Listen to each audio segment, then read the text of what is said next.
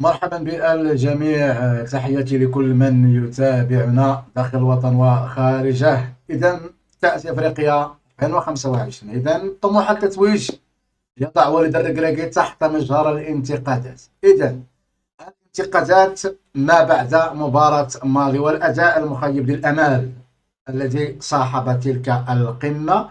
الجولة الثانية من كأس إفريقيا تأتي بأكلها في مباراة زامبيا، والمنتخب المغربي يكتسح المنتخب الزامبي بتألق الكعبي بضربة مقاس ثانية في هذه الكأس الإفريقية. ربما سيكون هو أحسن هدف في هذه الكأس الإفريقية، هو أحد أهداف الكعبي. ربما هذا الهدف سيكون من أفضلها، ضربة مقاس، وبالتالي أداء أيضا رائع للمنتخب المغربي في هذه القمة، ويتصدر بذلك المجموعة الأولى ويضمن البقاء في هذا الملعب، ملعب الأمير مولاي عبد الله، هذا الملعب الأسطوري الذي شيد في 18 شهرا أو أقل من ذلك بسواعد مغربية.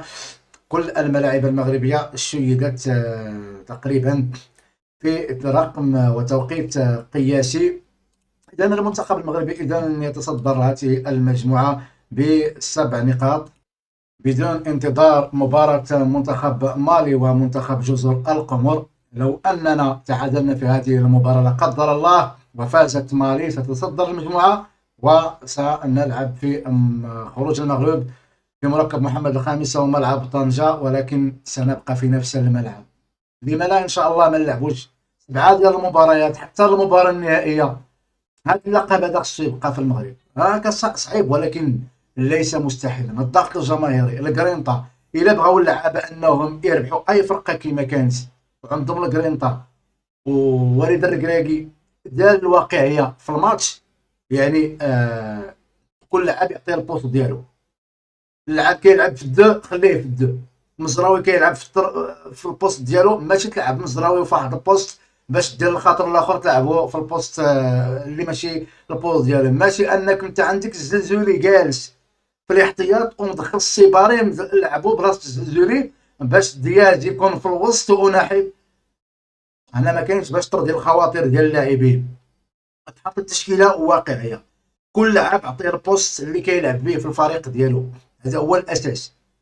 اما انك باش ترضي هذا اللاعب على حساب اللاعب الاخر باش تشاركو، راه ما كاينش. دابا هو حكيمي غادي يلعب، اشنو غدير المزراوي؟ دير الجهه الاخرى؟ لا، المزراوي على الاقل لعب وحده حكيمي، مع انه كاين بلاصه اليميق. هذا هو الصواب. هذا ماسينا خصو يلعب ولا دخل الشيبي. يعني الطريقه باش يلعب في الماتش ديال مالي، راه الكل استغرب. اول التشكيله اللي دخل بها في المونديال الاول، وكذلك الطريقه باش لعب بها اللاعب. ارتكاز واحد امرابط ما كيعطيش الكره لقدام. حنا ما عندناش منديل، ما عندنا منديل باللاعبين اللي كيرجعوا الكره لقدام. عكس اوناحي كيشد الكره باس الاول كيبان ليه غير 4 متر 5 كيزيد لقدام ويقلب على اللعابه. هادو هما اللاعبين اللي خصنا في كاس افريقيا، لان حنايا راه كنلعبوا في الارض ديالنا وامام الجمهور ديالنا، وعندنا كل الامكانيات اننا نديروا الضغط. غنديروا الضغط، خصنا اللاعبين ديالنا ما يضيعوش انصاف الفرص. الكحلي، دياز، رحيمي، النصيري، اي لاعب دخل خصو يركزوا حدا المرمى. اي الكره جات على الاقل. واحد القضيه راه ما شفناهاش في المنتخب المغربي الى حد الان، وهي التسديدات من بعيد خارج مربع العمليات. يجب التسديد. جميع اللعابه خصهم انهم اللي جات ليه فرصه انه يسدد خصو يسدد. ماشي ضروري خصنا احنا ندخلوا الكره مربع العمليات. عادي يمكن اننا غادي نسجلوا اهداف. ضربات الخطا ان شاء الله حكيم رجع كيعرف انه يتيري ضربات الخطا. ضربات خطا اللي كانت في قمه منتخب مالي وسددها اللاعب بن صغير، غريب. رحيمي على الاقل كيسدد الركلات الحره، علاش ما يعطيهش فرصه؟ رحيمي من نهار ضيع ركله جزاء، ماشي اللاعب ضيع ركله جزاء صافي غادي نحطوه في الصندوق. المحتوى ديال رحيمي ينقص، ولكن خص تعطيه فرصه، لان رحيمي غادي يسير لك ركله جزاء، غادي يدير لك ضربه خطا اللي كيجيونا في هذه المقابله خصنا ما نضيعوهمش. على الاقل خص تسجل، بعدا ما خصناش نشوفوا بعدا المنتخب المغربي اون فوا يسجل ركله خطا واحده، الفريق الخصم غادي يخاف انه يرتكب اخطاء قرب مربع العمليات، وبالتالي غادي يسهل علينا الماموريه اننا نمروا كرات، لانه عارف انه اذا ارتكب الخطا غيعرف بان عندنا لعابه كيسددوا ركلات حره وكيجيبوها في الشبكه. يعني حنا ركله حره بالنسبه لنا شيء عادي، فقط كتضرب في الحيط ولا تمشي للسماء، بحال ركله خطر اللي كنسدد نايف اكد في مباراه جزر القمر، غريبه مشات للجمهور يعني ان خلى كاع الشبكه كامله. انا ما غاديش نديرو العيب النايف اكرد لانه ما كيسددش ركلات الخطا، الركلات الحره اللي كتكون على بعد 20 متر ولا 15 متر من مربع العمليات. يعني ضروري هذه الاشياء الوالد الركراكي والستاف ديالو يلعبوا على هاد الجزئيات ديال ركلات الخطا، وكذلك ركلات الترجيح. فلا يعقل اننا تجينا ركله ترجيح وضيعها رحيمي، لا بد اللعاب يكون جاهز، 11 لاعب اللي لاعبين ملي تجي ركله جزاء باين شكون اللي غيتيري، والتسديد اللاعب خصو يركز انه يسدد بكل قوه يا في اليمين يا في اليسار، ويكون التركيز عالي، ما نضيعوش ركله الجزاء اللي كيجيونا. راه غتجينا ركله جزاء في مباراه خروج المغلوب بهذا الاسلوب هذا ونضيعوها هكا، راه حتى المشكله ان ملي كنضيعوا ركله الجزاء كترجع علينا بالسلب، كما وقع لنا مع جنوب افريقيا في الكوت ديفوار ملي ضيعها راه حكيمي ديرها للسما.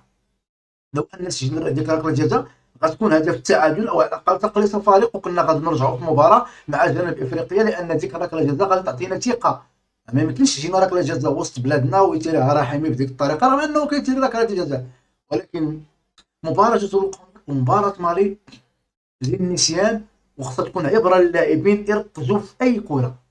الركنيات ما خصناش نتقلوهم، يجونا 7 الركنيات 8 الركنيات وما ترينا حتى ركنيه، اللعابه ديالنا ما ضربوا حتى ضربه راسيه ولو تمشي غير حد، هي تمشي هي ضربوها.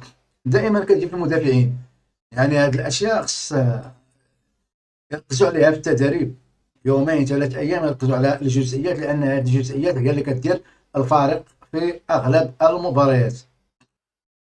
اذا المنتخبات اللي يمكن اننا نواجهوها في خروج المغرب، بما ان غادي نتصدروا غنلعبوا مع احدى التوالد من مجموعه مصر، ولكن انغولا بجوج نقاط محال، يعني الاقرب غتكون يا تنزانيا ولا اوغندا، ولكن حتى هما غالبا غادي يلعبوا يا مع البنين يا بوتسوانا يا الكونغو الديمقراطيه، يا بوتسوانا يا بحال هكا 3 نقاط، يعني ممكن تاهل كثالث. وبالنسبه لمجموعه الجزائر ممكن نواجهوا السودان ولا بوركينا فاسو ولا غينيا الاستوائيه، ممكن غينيا الاستوائيه تحقق المفاجاه وتفوز على الجزائر في الجوله الثالثه، خصها الفوز.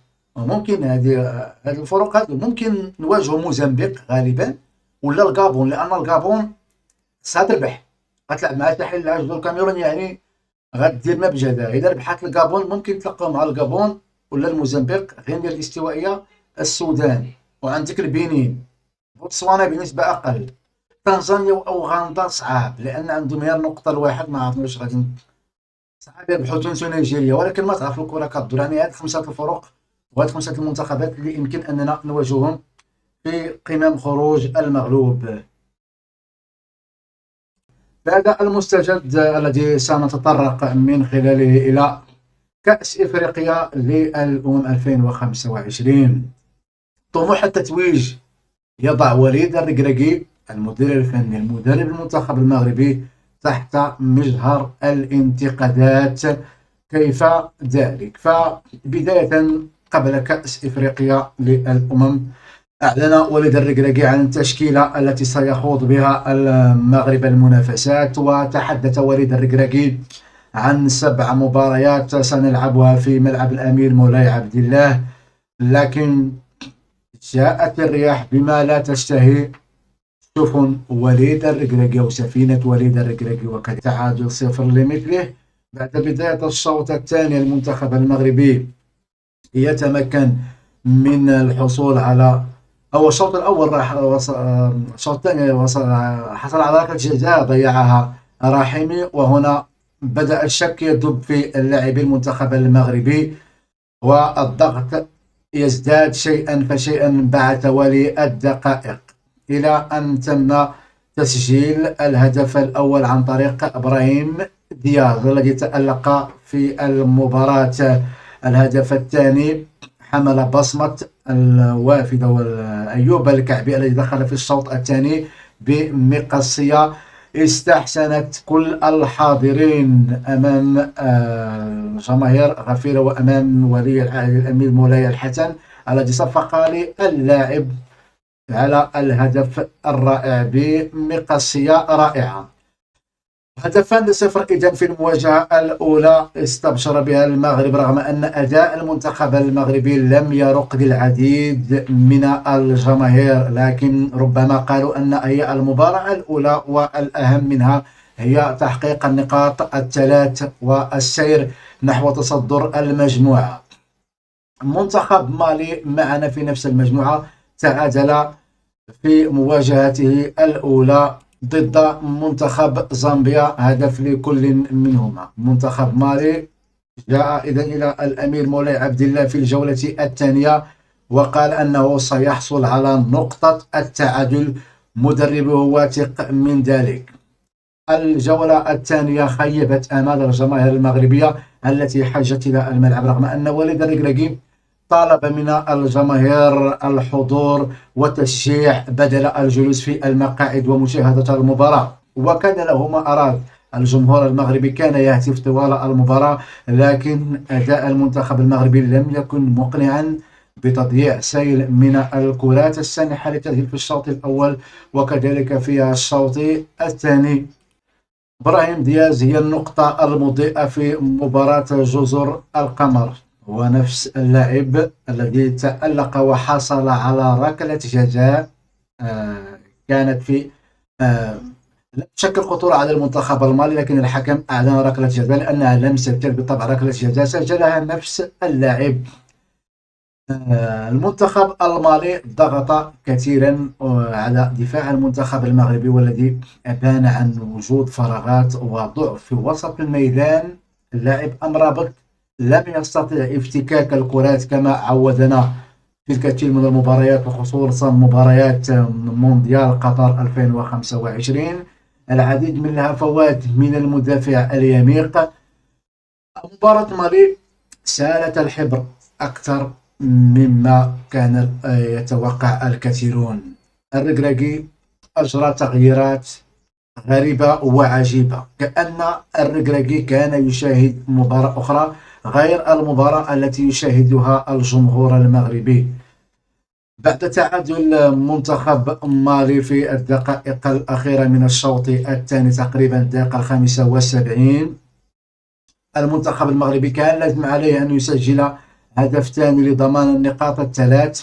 الركراكي قام بتغييرات غريبة وعجيبة بإخراج عز الدين أناحي وإبراهيم دياز. إخراج هذين اللاعبين أعطى للمنتخب المالي متنفسا وبدأ يهاجم بقوة وشراسة أكثر، وكان قاب قوسين من إضافة الهدف الثاني في 10 دقائق من الأخيرة.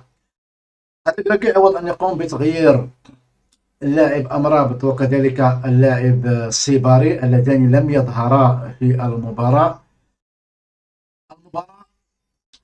يظهر أن وليد الركراكي قام بوضع السيباري في غير مكانه.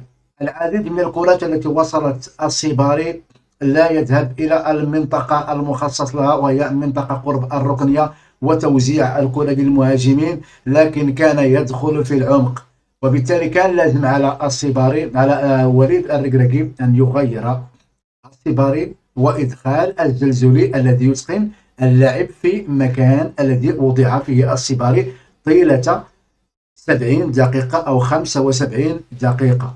يعني كنا ضائعين من هذا المركز، اللاعب ليس في مركزه. الركراكي دائما ما يقوم بإشراك لاعبين لكن يضعهم في غير مراكزهم. بخصوص أيضا اللاعب أمرابط، غريب أمرابط في هاتين المباراتين. أمرابط في وسط الميدان كان تائها، يمسك الكرة يعيدها إلى الوراء.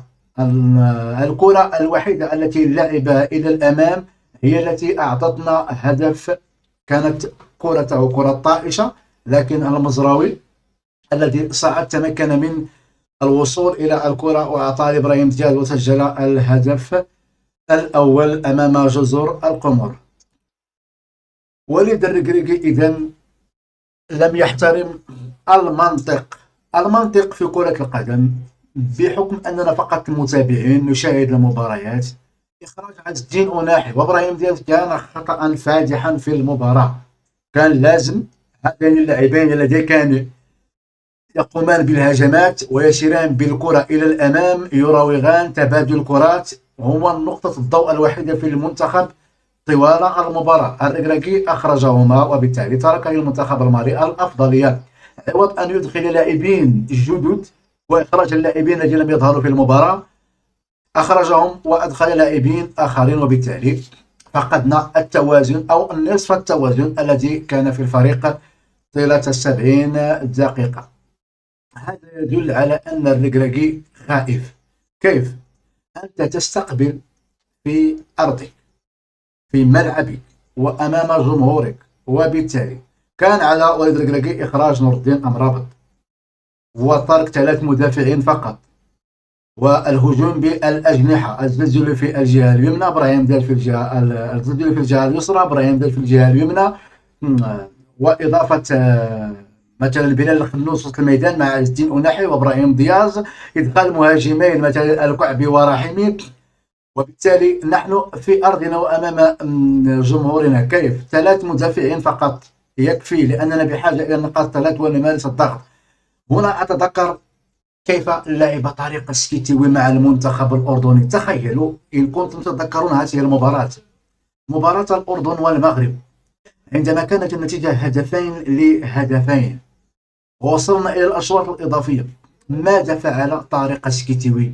طارق السكيتيوي لعب بزيادة هجومية، لأنه تفطن أن المنتخب الأردني سيقوم بهجمات مرتدة فقط خاطفة، وبالتالي مدافعين أو 3 مدافعين على الارتكاز، مدافعين سريعين كافيان لتثبيت الدفاع المنتخب الوطني المغربي مع مساندة لاعبي الوسط.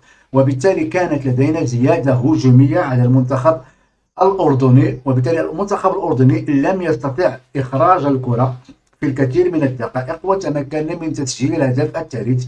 فلماذا الخوف يا وليد الركراكي من هذه المنتخبات؟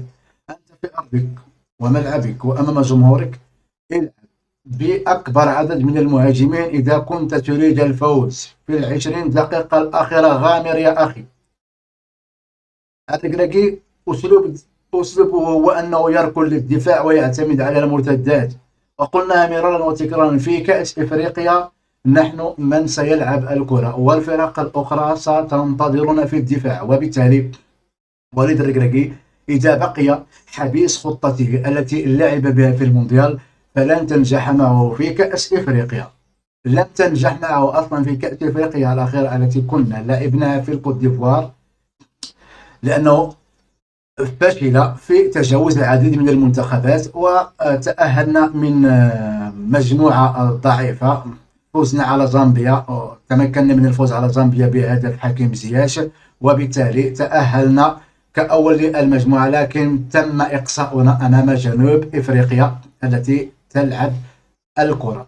إذا التقينا مع جنوب إفريقيا، نيجيريا، كوت ديفوار، كاميرون، مصر، الجزائر، وحتى المنتخب التونسي، هذه الفرق في دور خروج المغرب بهذا الأداء وبهذه الطريقة التي يلعب بها طارق السكيتيوي، أنت ملزم أن تلعب الكرة، ملزم أن تهاجم. يعني عليك أن تجد خطط وتكتيك ولاعبين الذين سيتقنون هذه الخطة، خطة الهجوم، خطة السيطرة.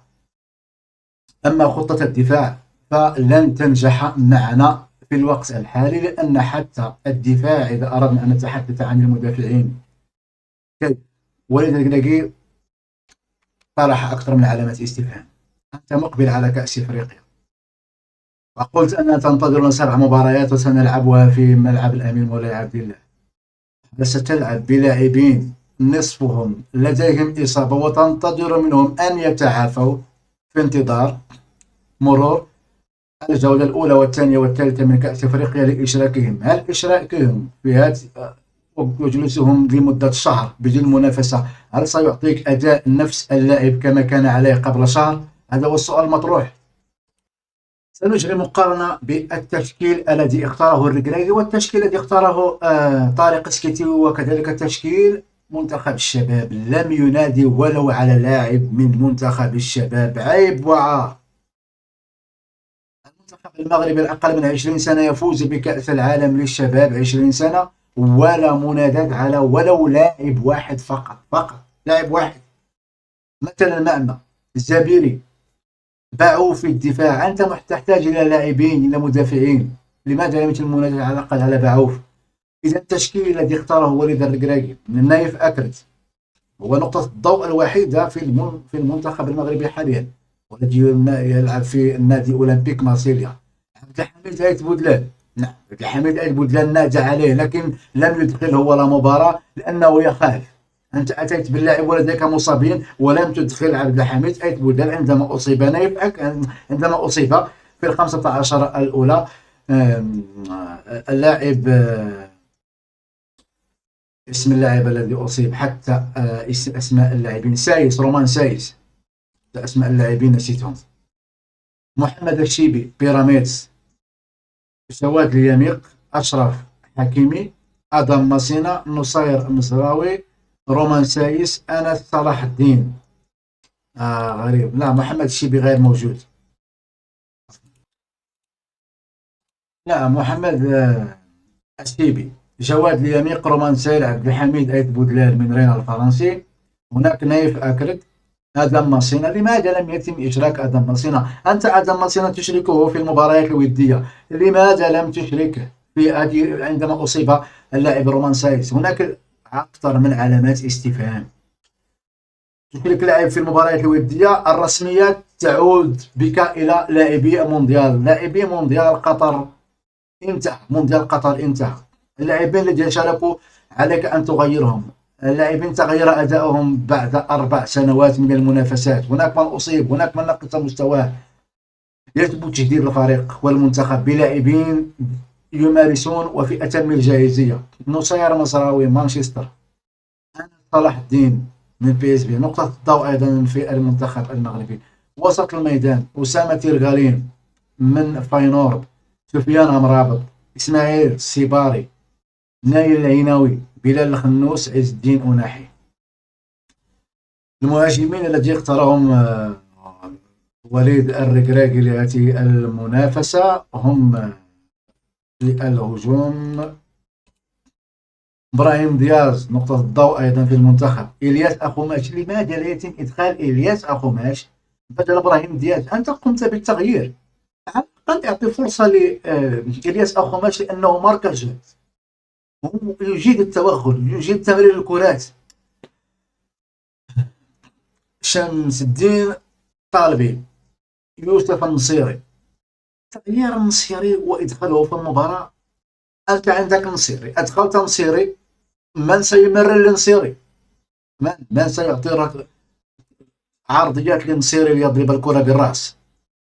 يوسف النصيري، أيوب الكعبي، سفيان رحيمي. سفيان رحيمي يا أخي، الركراكي أغلب اللاعبين يدخلهم في غير مراكزهم، وهذا هو الخطأ الذي يقع فيه الركراكي.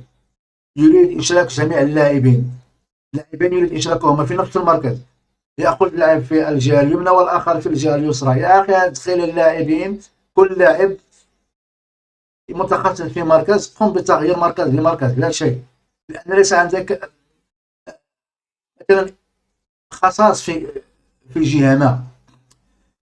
عبد الصمد الزلزولي، ريال بيتيس، ثم إلياس بن الصغير. إلياس بن الصغير ليس في الجاهزية حاليا، هناك لاعبين أفضل منه. وهنا أطرح السؤال، لماذا لم يتم المنادات على اللاعبين أقل من 20 سنة؟ هناك لاعبين في وسط الميدان،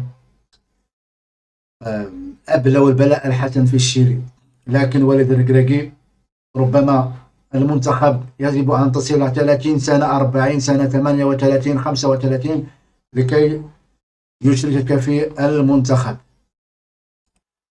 أما اللاعبان الذي وضعهما في الاحتياطيون هم يوسف بالعمري الرجاء وحمزة إيكامان من الليل. يا ريت يعود حمزة إيكامان ويوسف بالعمري. ربما هؤلاء اللاعبين قد يضيفون إضافة لوليد الرجليش باقي.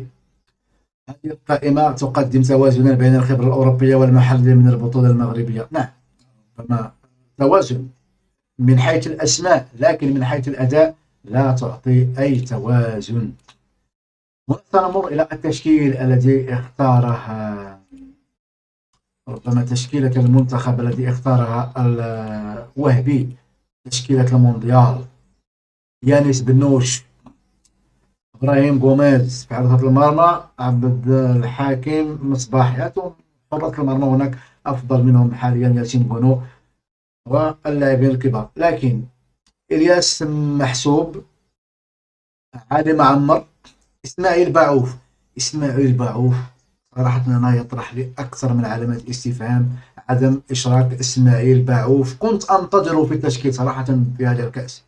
إسماعيل باعوف لديه صفر مراوغة، ولا مهاجم راوغ إسماعيل باعوف طيلة المونديال، رغم أن لعبنا مع إسبانيا، مع البرازيل، مع أمريكا، مع فرق قوية. يا أخي المنتخب الإسباني لديه لاعبين أقل من 20 سنة و20 سنة يمارسون في المنتخب الإسباني. المنتخب السنغالي الذي مرر الكرة الهدف لساديو ماني في مباراة طنجة كان عمره ربما 18 سنة، أقل من 20، والمنتخب السنغالي أشركه في مع المنتخب. لماذا عقلية متحجرة لوليد الركراكي عدم المناداة على هؤلاء اللاعبين؟ نعم، فؤاد الزهواني، إسماعيل بختي، ومحمد كبداني، أنس تقوى، وهناك نعيم بيار. هذا اللاعب نعيم بيار قدم أداء كبيرا في المونديال الأخير في وسط الميدان، من البناء، افتكاك الكرات، أداء طوال 90 دقيقة وحتى الأشواط الإضافية. نعيم بيار هو الذي افتك الكرة بخبرته وبرؤيته قبل أن تصل للاعب المنتخب البرازيلي في الهدف الثاني الذي سجله المنتخب المغربي على منتخب البرازيل، الذي سجله الزبيري بعد تمرير من اللاعب معمة. إذا إلى هنا، وهذه المستجدات الخاصة بكأس إفريقيا، طموح المغرب للتتويج باللقب. يتبقى لنا فقط 4 مباريات ونصل إلى المباراة النهائية. يجب التركيز كيف كانت المنتخبات لما لا التتويج في أرضنا وأمام جمهورنا. وراح حكيمي أو سايس قدم الكثير للكرة المغربية منذ 2017، ولكن الخطأ كل خطأ من وليد الركراكي استدعاء لاعبين مصابين. ولكن حتى بعض اللاعبين يتحمل المسؤولية. لا تقدر لديك إصابات اعتزل أو قل لا لن أقدر، لكن اللاعب الحماس يجعل اللاعب يريد المشاركة. إذا لن أطيل عليكم، نتلقى إن شاء الله في فيديو آخر مستجدات أخرى. كان جميل. السلام عليكم، تحياتي للجميع. الميرت.